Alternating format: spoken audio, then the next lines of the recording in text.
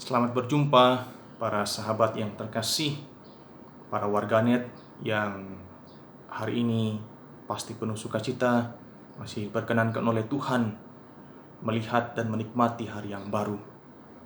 Baik di awal hari yang baru ini, kita kembali memberikan kesempatan kepada Tuhan untuk menyapa kita, meneguhkan iman kita, sehingga memampukan kita melaksanakan seluruh karya kita, pelayanan kita, dan juga perutusan kita hari ini di tengah keluarga, di tengah komunitas, maupun di tengah masyarakat.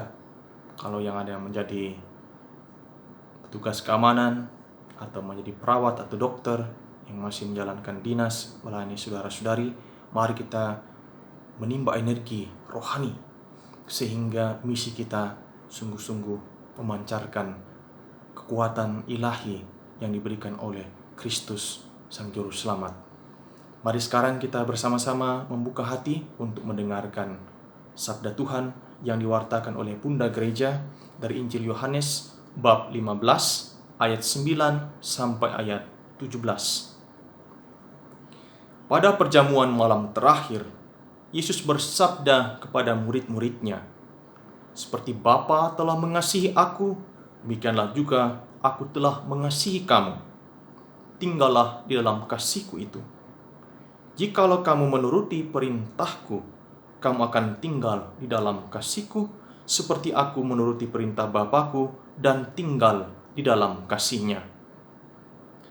Semuanya itu Kukatakan kepadamu, supaya sukacita-Ku ada di dalam kamu, dan sukacitamu menjadi penuh. Inilah perintah-Ku, yaitu supaya kamu saling mengasihi, seperti aku telah mengasihi kamu. Tidak ada kasih yang lebih besar daripada kasih seorang yang memberikan nyawanya untuk sahabat-sahabatnya. Kamu adalah sahabatku, jikalau kamu berbuat apa yang Kuperintahkan kepadamu. Aku tidak lagi menyebut kamu hamba, sebab hamba tidak tahu apa yang diperbuat oleh tuannya. Tetapi aku menyebut kamu sahabat, karena aku telah memberitahukan kepadamu segala sesuatu yang telah Kudengar dari Bapa-Ku. Bukan kamu yang memilih aku, tetapi akulah yang memilih kamu. Aku telah menetapkan kamu supaya pergi dan menghasilkan buah, dan buahmu itu tetap. Supaya apa yang kamu minta kepada Bapa dalam namaku, diberikannya kepadamu. Inilah perintah-Ku kepadamu, kasihilah seorang akan yang lain." Demikianlah Injil Tuhan. Terpujilah Kristus. Saudara-saudariku yang terkasih, dalam perjalanan hidup kita sebagai makhluk sosial, kita ini homo socius, kita tidak pernah hidup seorang diri. Kita selalu berinteraksi, sehingga sedikit atau banyak kita mempunyai teman. Apalagi kalau kita mengalami keberhasilan umumnya, dan ini realitas dalam kehidupan bersama. Kalau kita berhasil, banyak teman. Banyak teman. Dan orang mudah menjadi teman kita. Kalau kita gagal, syukur kalau masih ada beberapa teman, beberapa sahabat yang nongol. Tetapi kalau kita sudah susah payah, syukur kalau masih ada 1 atau 2 orang yang hadir menemani kita.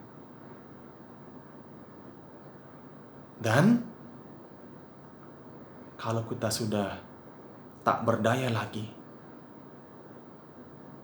puji Tuhan kalau ada yang tinggal bersama-sama kita, bahkan ada yang merelakan hidupnya sendiri untuk menyelamatkan kita. Inilah yang kita lihat hari ini, hari-hari belakangan ini. dalam diri para tenaga medis, para dokter, para perawat, para relawan yang memberikan pelayanan kepada saudara-saudari kita yang menderita karena terpapar dan terinfeksi COVID-19. Mereka inilah sahabat sejati. Karena kalau hanya sahabat saat kita berhasil, ini kategori sahabat yang oportunis. Banyak datang. Kemudian kalau kita gagal, ya masih ada beberapa. Ini sahabat-sahabat yang bertipe melankolis. Ikut mengatakan perasaan ibah, pity on you. Orang Filipina mengatakan kawa naman. Ini sahabat yang bertipe melankolis. Kemudian kalau saat kita sudah susah dan hidup sungguh-sungguh sulit, masih ada satu dua yang hadir dalam hidup kita. Inilah sahabat yang bertipe loyalis. Tetapi kalau kita sudah tidak berdaya dan sahabat kita datang mempertaruhkan hidupnya sendiri untuk keselamatan kita, inilah sahabat yang sejati, bertipe altruis. Dan inilah yang digarisbawahi oleh Tuhan Yesus hari ini. Tidak ada kasih yang lebih besar daripada kasih seorang yang memberikan nyawanya untuk sahabat-sahabatnya. Saudara-saudariku yang terkasih, Anda bertipe sahabat yang mana? Baik kita renungkan hari ini. Semoga kita meningkat dari yang sedikit oportunis egois, kemudian menjadi melankolis, kemudian loyalis, dan akhirnya mencapai level seorang sahabat yang altruis. Tentu ini hanya mampu kita hayati, kita wujudkan ketika kita sungguh diinspirasi dan membiarkan diri kita diresapi oleh semangat Yesus yang mengorbankan hidupnya bahkan di kayu salib untuk keselamatan seluruh umat manusia. Maka hari-hari ini kita menemukan banyak juga inspirasi yang konkret dari para sahabat kita yang bekerja di front line, memberikan pelayanan terbaik untuk saudara-saudari kita yang sedang sakit karena menderita dan terinfeksi COVID. Kita doakan mereka semua, para dokter, perawat yang sungguh menjadi sahabat sejati yang altruis memberikan hidupnya bagi keselamatan saudara-saudarinya. Semoga kita pun belajar di masa pandemi ini untuk menumbuhkan spirit seorang sahabat yang altruis, karena tidak ada kasih yang lebih besar daripada kasih seorang yang menyerahkan hidupnya untuk sahabat-sahabatnya. Dan kalau kita mau menjadi sahabat sejati bagi Yesus, kita wujudkan dengan persahabatan kita satu sama lain di dalam keluarga, di dalam komunitas, dan juga masyarakat kita.